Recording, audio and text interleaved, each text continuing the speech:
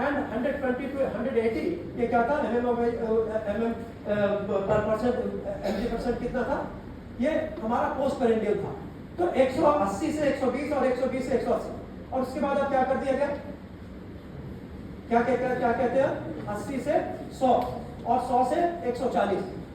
तो आप समझिए एक दिन में उन्होंने डिक्लाइन किया, उसमें कितने लोग लगभग 2 से 3 करोड़ रुपए के जो पेशेंट्स हैं वो रात में डायबिटिक हो। अरे पहले नहीं मरे तो अब क्या मरेंगे, तो ये कोई पैरामीटर है? देखिए फैब्रिक आपका हो सकता है लेकिन नाप तो हमारी होनी चाहिए ना।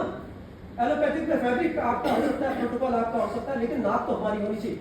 आपने कभी देखा कि भाई चाहे वो गवर्नमेंट ऑफ इंडिया हो चाहे हमारे मेडिकल इंस्टीट्यूशंस हो, उन्होंने कभी ईमानदारी से ये काम करने का प्रयास किया कि कभी वो देखे, वो कहते हैं कि भाई पहले 98.4 हम लोग कहते थे टेम्परेचर होना चाहिए फ़ारेनहाइट, अब क्या कहते हैं 98.6 होना चाहिए। तो कभी आपने ये सोचा कि हमारे पैरामीटर्स पे 1 करोड़ लोगों का, 1 करोड़ वॉलंटियर्स को, और मैं कहता हूँ मेडिकल जितने भी हमारे देश भर के मेडिकल स्टूडेंट हैं सिर्फ उनका ही आप डेटा ले लें तो उसमें क्या करना है कि आप सबका टेम्परेचर लेके 1 करोड़ का लेके उनको प्लस कीजिए, जो टोटल कीजिए उसको 1 करोड़ से डिवाइड कीजिए, जो मीन वैल्यू बनती है। हमारे लिए क्या मीन वैल्यू बनती है वो तो देखिए, अंग्रेज की मीन वैल्यू आपकी कैसे हो सकती है? तो फैब्रिक भले ही आपका हो लेकिन साइज तो हमारा होना चाहिए। वो साइज भी वही बना के दे रहे हैं, उसी में हम अपनी टांग घुसा रहे, चाहे मोटा हो चाहे पतला हो, ये डील करेंगे। तो रिसर्च का whenever we are talking about the research of this kind, तो उसमें दिक्कत होती है। अभी हम लोग जस्ट वी आर रनिंग हम लोग एक CCRS के साथ एक प्रोजेक्ट कर रहे हैं in retinopathy, just we are seeing the efficacy of the marma science and the marma therapy.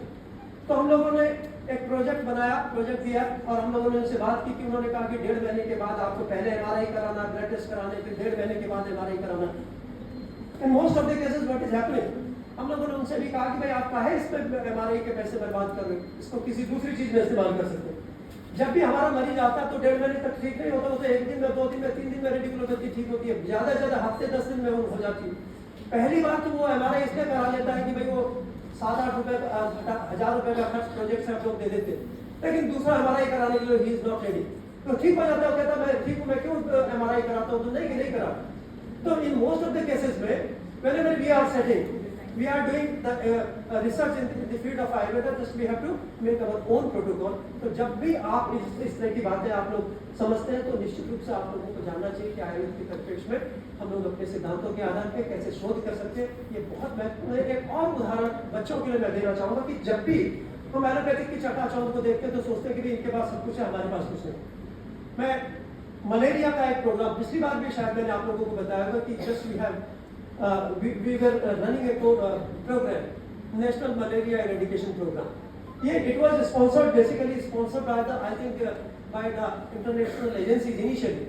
तो क्या करते थे कि उन्होंने कहा कि न रहेगा मच्छर न रहेगा malaria, and we had started killing the mosquitoes. मच्छरों को मारने का एक उपक्रम किया गया और DDT छिड़काव किया गया मास स्केल पे, और कहा कि जब मच्छर मर जाएगा तो मलेरिया कैसे होगा, ये एक उनकी सोच थी। बहुत सारे समय तक, वर्षों तक उन्होंने DDT छिड़की और DDT छिड़कने से मच्छर खत्म नहीं हुआ। तो लेकिन वो DDT कहाँ गई? DDT हमारी फूड चेन में आ गई, हमारी पेरिटोनियल फैट में आ गई, मदर मिल्क में आ गई, म्यूटेशन ऑफ हमारे जीन्स को किया, लाखों करोड़ों लोगों को विभिन्न बीमारियां और इवन द कैंसर का इंसिडेंस हुआ। और उसके बाद साइंटिफिक एटीट्यूड देखे उन्होंने कहा भाई मच्छर तो रहा लेकिन मलेरिया नहीं गया। उन्होंने फिर कहा कि मच्छर तो रहेगा लेकिन मलेरिया नहीं रहेगा। And now they have started on another ground, they have started giving the chloroquine in the mass scale। सबको क्लोरोक्वीन देंगे और प्लाज्मोडियम वायरस यदि खत्म हो जाएगा तो यदि मच्छर काटेगा भी तो किस चीज को, हिमोपैरासाइट को ट्रांसमिट करेगा।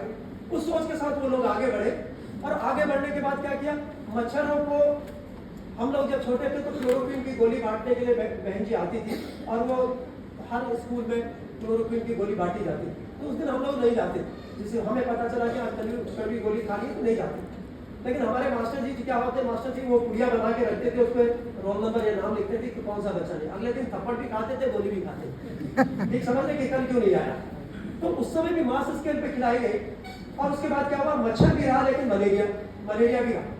मच्छर मजबूत हुआ, पहले सिर्फ हीमोपैरासाइट को क्या करता था, प्लाज्मोडियम वायरस को ही ट्रांसमिट करता था। उसके बाद क्या करने लगा, चिकनगुनिया को करने लगा, फिर क्या करने लगा, डेंगू को करने लगा, फिर जीका को करने लगा, मायरा को करने लगा, मच्छर मजबूत तो आदमी कमजोर हो।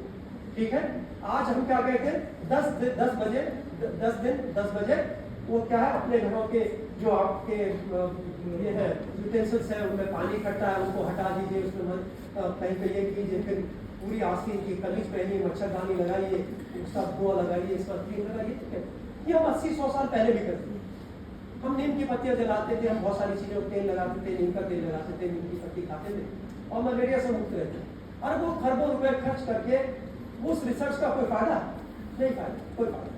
तो आप लोगों को भी कम से कम, विशेष रूप से अपने साइंटिफिक कम्युनिटी के लोगों को जिनको सिर्फ अंकल की बातें याद आती, पिताजी की बातें यूज नहीं समझ पाते, अंकल की बातों का मतलब समझते कि बाहर से जो सिखाया गया साइंटिफिक एटीट्यूड बाहर था, उसको समझा हमने, अपने फंडामेंटल्स को नहीं समझा और उसके आधार पे हम लोग करते हैं। इसी ढंग से आप लोगों ने सुना होगा कि whenever we are talking about the management of the tuberculosis, तो 4 दवाइयाँ 3 दवाइयाँ हम लोग देते थे और ये कहते थे कि 18 महीने तक दवाई लगातार खानी। और आज हम क्या कहते हैं, उन्हीं दवाइयों को हम कहते हैं कि हफ्ते में कितने डॉट्स प्रोग्राम में कितने दिन खाते हैं, डॉट्स प्रोग्राम में कितने दिन खाते हैं, हफ्ते में कितने दिन, 7 दिन खाते हैं। अब ये शॉर्ट टर्म की वो है कि 2 दिन 3 दिन ये हमारी एंटीट्यूबरकुलर मेडिसिन दी जाती है। तो या तो हम पहले गलत थे या आज गलत है। ठीक है, समझ रहे हैं हमारी बात। तो कोई भी चीज जो सीधे कोई कहे उसको सीधे मत मानिए, अपने पैरामीटर्स पे पढ़िए, उसको जानिए, उसको साइंटिफिकली अपने को प्रूव कीजिए। तो मैं समझता हूँ कि ये जो आज संवाद है, आज हमारे बीच में बहुत अच्छे विद्वान, और ये सिर्फ प्रोफेसर नहीं है, देखिए whenever a professor is talking about the practice, तो हो सकता है उसमें कहीं ना कहीं कोई लोचा हो। ठीक समझ रहे हैं हमारी बात? आप समझ रहे, प्रिंसिपल एक बताना ठीक है कि हवाई जहाज जैसे उड़ता फलाना होता है, उससे क्या कोई साइकिल चला के दिखा, मुझे साइकिल चलानी नहीं है। तो जब भी whenever a professor is talking about the clinical side, तो हो सकता है कि उसमें कहीं ना कोई लैक ऑफ एक तरह से इंफॉर्मेशन हो सकती है, but whenever a practitioner is talking about the management of a disease, तो definitely it is 100% food proof. और मैं समझता हूँ कि आज हमारे बीच तीनों के 3 लोग जो है वो क्या है, एक प्रैक्टिशनर है और बहुत अच्छे प्रैक्टिशनर है, जिनका देश भर में नाम है, और इनके जो भी उद्बोधन होंगे, जो इनके लेक्चर्स होंगे, इनसे आप सभी लोग एक तरह से लाभ भी लेंगे और आगे प्रैक्टिसाइज करने के लिए भी आप इनसे कुछ ना कुछ सीखेंगे। और मैं तो समझता हूँ कि आप इनके कांटेक्ट में, जिंदगी भर इनके कांटेक्ट में रहे, whenever you are facing any problem in that particular field, definitely you can contact him और उनसे मार्गदर्शन ले सकते हैं। मैं इन्हीं शब्दों के साथ आप सभी का हृदय से